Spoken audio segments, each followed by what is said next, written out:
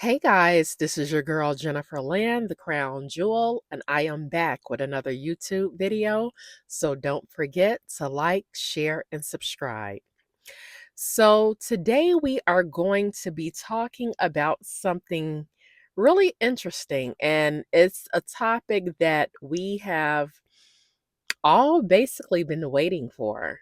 So that is avoid a false start. Three things your kingdom or God ordained spouse should say when they return. Avoid a false start. Three things your God ordained spouse or your kingdom spouse should say when they return. So this is a video for people that has been standing and believing you may be married and separated from your God ordained spouse, or maybe you guys were in a relationship, you broke up, and God has said that this is your spouse, this is your person, and you are waiting for God to reunite you guys.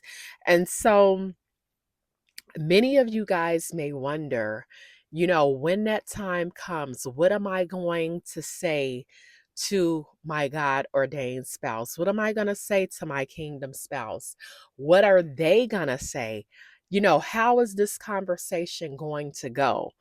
And so I think before I hop into these three things, I think it's very important to just be open. Just listen and have an open ear. It's very important not to be judgmental and just listen to what they have to say. But there are three things that's going to let you know if God is sending them back. There could potentially be more things you'll have to take it back to God. God may say they should be saying XYZ. This is how you're going to know I am sending them back. But here are three things that your spouse should definitely say when they return. Number one, first and foremost, we all know that this is a God thing. None of this would be possible if it were not from God. And so when they come back, they should have God in the conversation, because God has given many of the spouses an awakening. Many of them, they are going to have an encounter with God where they are going to want to have a relationship with God and live for God. And when they have this awakening, it's going to be like they can now see the truth. They can now see who you are. They can now see what God has really called them to this life to do and to be, if that makes sense. And so God should be in the conversation. One way or another, God should be in the conversation when they return. And this is just what I believe. Again, God may give you guys some other things where he may say, okay, they're going to be saying XYZ when they return, but these are three things that I believe if you're wondering what to look for when your God ordained spouse returns back. Number one, God, first and foremost. Okay. Number two, depending on why you guys separated, we all know that there's a reason why God caused the separation, because many of the spouses, they were out in the world doing XYZ. God needed to separate you guys, so they could grow, so you could grow, so some things could get done on this end, so some things can get done on that end. God is working in both spouses. But there are things that led to the separation, that caused you guys just to have to, step away from each other. Maybe they stepped away, maybe you stepped away, maybe it was a mutual decision. But number two, change the ways. They should come back in some way, depending on what happened prior to the God ordained stance. They should come back saying something about how, they have maybe changed their ways, how they are living life differently. Okay.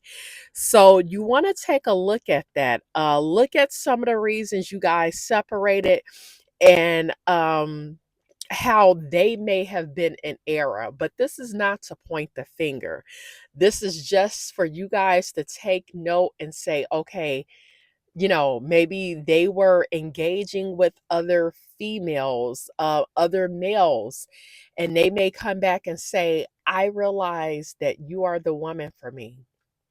I'm sorry that, I had all these different women in my life, all these different men.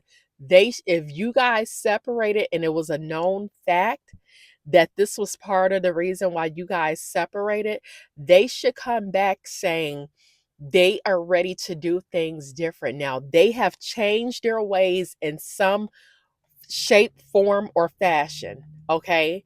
So, like I said, it may be something where it was dealing with infidelity. It may be something where it was their attitude, their family. Maybe they were, hanging around a wrong crowd of people. Maybe they were involved in some type of crime. Maybe they had addictions. Only you know what your situation was and is, and why there had to be a separation because the spouse was doing XYZ, whatever that is. They should come back in some way saying that they have changed their ways. And they don't have to say it exactly like that, but they have changed their ways, and basically they are ready to live a different life. And that's where the conversation about God should come in. Number three, the big M. Now, this is what you guys all want to know. You all want to hear. Hey, I want to hear it too. Okay. But the big M, they should come back talking about marriage. Now, does that mean that you guys are going to run down to the courthouse and get married the next day? No. But they should come back talking that, basically that they want to spend their life with you, and it should be a conversation about marriage. And then you guys, at whatever point, if you guys are coming back together at some point, you will start making plans for the marriage. But those are the three things. God, they've changed their ways, they're ready to live a different life, and the big M, which is marriage. Okay, they are ready to spend their life with you. They have um decided that, they can't live without you. Like I said, they may say things in a lot of different ways, but this is just my belief. If somebody is coming back to claim you as their wife, as their husband, they have done XYZ, they've been living in the world, it was known reasons as to why this separation took place. If they are coming back, God is sending them back, there should be a conversation about God. There should be a conversation about them wanting to live life in a different way. There should be a conversation about marriage. Now, again, this doesn't mean that they're coming back perfect. This doesn't mean that they're coming back and they got it all together. But, everybody has to start somewhere. But that's just something that I wanted to share with you guys. And I know I mentioned in the beginning about, just listening. I'll probably just do another video about listening and getting more into that. But I really want you guys to focus on these three things. And if you keep these three things in mind, like I said, God may reveal to you a lot more that they may come back talking about. But if you keep these three things in mind, this is a good way to avoid a false start, because I can't see God sending them back and them not talking about these three things on this list.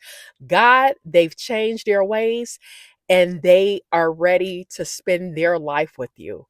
Anything outside of that, if they're just saying, let's get back in a relationship and see what happens. Um, I just feel like, God is not going to send a spouse back that's just saying, you know, let's get back together and see what happens. Or, they don't mention anything about changing their ways. They don't mention anything about wanting to live for God. I personally just don't see it. I just don't see it.